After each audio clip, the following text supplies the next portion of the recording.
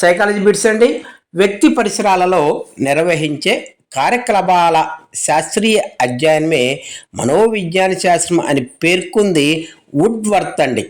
Woodworth ఈ నిర్వచనాన్ని అందించారు. ప్రవర్తన అనుభవాల శాస్త్రమే మనోవిజ్ఞాన శాస్త్రం అని పేర్కొంది స్కిన్నర్. స్కిన్నర్ ఈ నిర్వచనాన్ని అందించారు.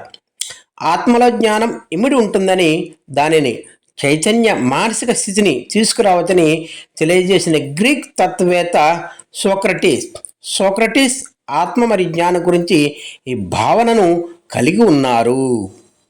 ప్రాచీన పాఠశాల ఉద్యమకుడు ప్లేటో. ప్లేటో ప్రాచీన పాఠశాల ఉద్యమానికి నాయకత్వం వహించారు. జిమ్నేషియా పాఠశాల ప్రారంభకుడు ప్లేటో. ప్లేటో జిమ్నాసియా పాఠశాలను ప్రారంభించారు. రిపబ్లిక్ గ్రంథకర్త ప్లేటో. ఈ రిపబ్లిక్ గ్రంథాన్ని ప్లేటో రచించారు.